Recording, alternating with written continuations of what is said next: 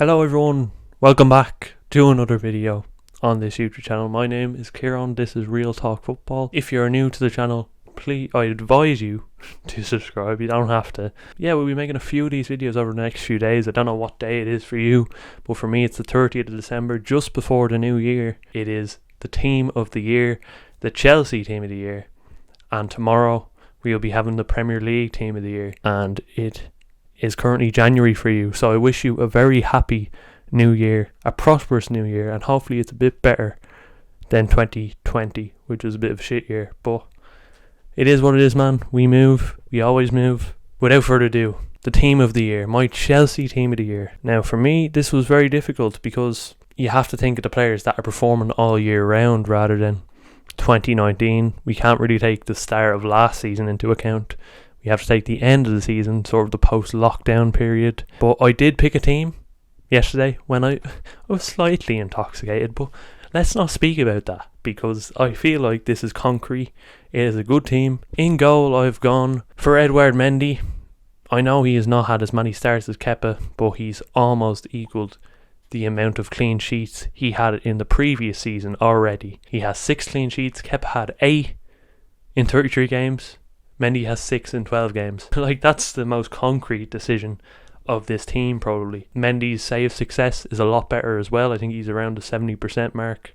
Kepa's was 55, 50. So, yeah, unfortunate for Kepa. You know, I don't really like our fan base slandering him, especially personal slander. Criticism's fair enough, but nastiness on Twitter from these anonymous avies that don't have the balls to show their face, that does a player no good. But as a keeper, he has a lot to improve on. I know he's still young, so hopefully he can get it back together for his career. But at Chelsea, I feel like it's over for him, and Mendy is just gonna take his place, and hopefully Mendy can have a good season in goal. So left back, it was a bit of a precarious decision for me because Chilwell's only been here a few games. He's had a great few games, but I have to fit the captain in somewhere. Reece James played very well right back, so for me I've gone with left back Azpilicueta, and I think people would agree with that decision. He was brilliant for us last year, Mr. Consistency, always giving his 100% for the badge, and that's what you want from any captain. He sticks his leg out for the team, and he deserves a place in this team of the year.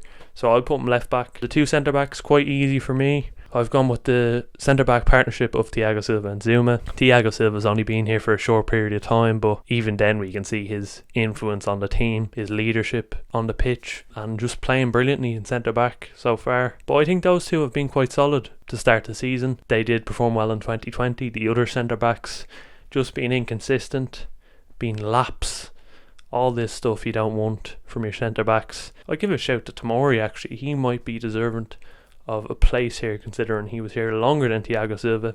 But for me, Thiago Silva, you can already see his influence on the team, and I think he does deserve a place in this team of the year. So right back, we go with Reece James. I think he's been brilliant. The last game he played in, the Arsenal game, I feel like he was carrying an injury, got dusted a few times by Martinelli. I don't think that would happen on a regular basis if Reece James was fully fit. Yeah, I just think he's been Mr. Consistency in that right back position. He's improved massively defensively this season, and hopefully he continues that improvement to stable his place as one of the best right backs in the league, in the division. So yeah, attacking wise, he's been a bit of an improvement on Azpilicueta, crossing balls in the box. We just need the strikers to finish them at this point, and that's what the new signs have come in for. Not quite doing that yet, but I still believe in the process. CDM, I think this is an easy one. I've gone for N'Golo Kante, and I think he's performed the most consistently in 2020. Jorginho doesn't really get a sniff here. Gilmore might get a shout, although I don't think he's got enough game time this year. Yeah, for me it's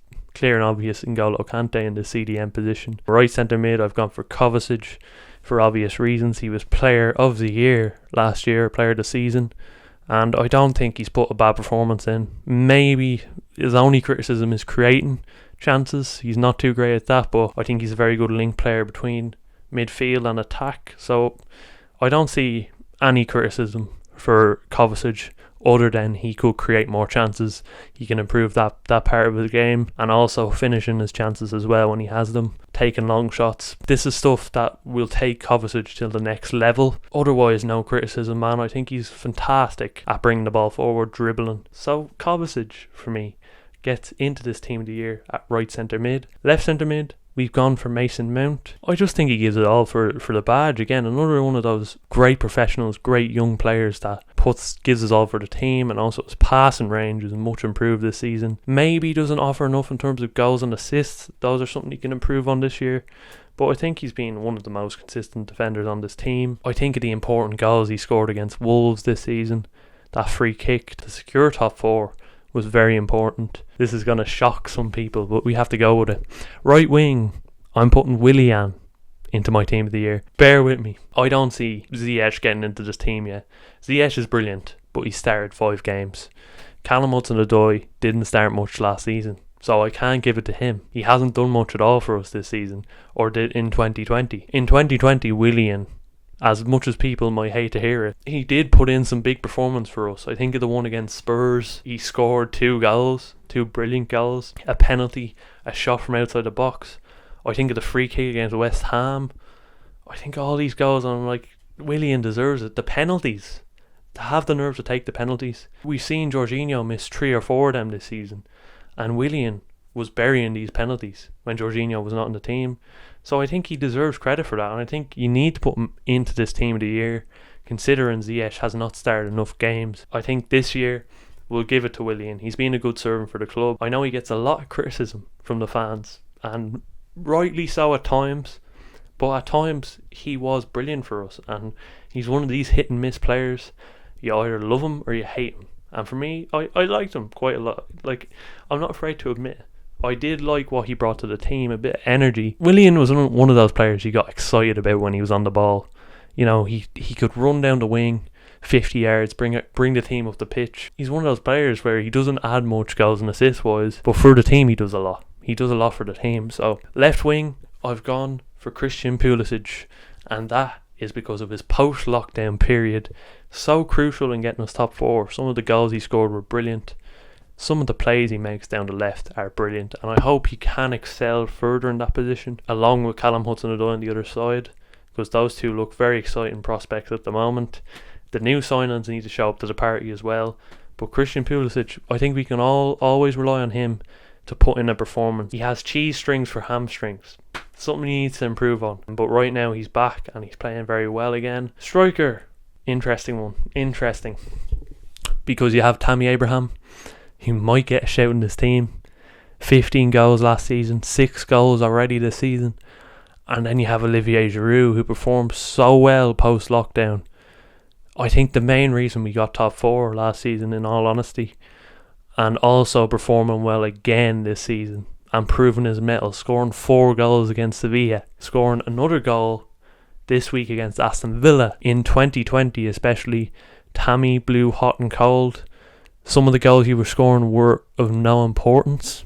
The ones against Liverpool, the ones against Bayern Munich, and even recently the one he scored against Arsenal, 3-1 down. I think overall in 2020 Giroud deserves it. That Sevilla performance was brilliant. Fantastic to watch. Recently he's just excelled further, scoring goals in every game he plays for, and I don't think you can ignore him in this team of the year. So I'm putting him striker.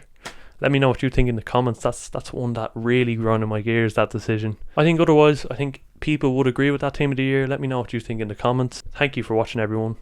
If you did enjoy the video, please give it a like. Please subscribe to the YouTube channel. That would be much obliged. I thank you all for the support recently. It's been immense. And tune in tomorrow for the Premier League team of the year.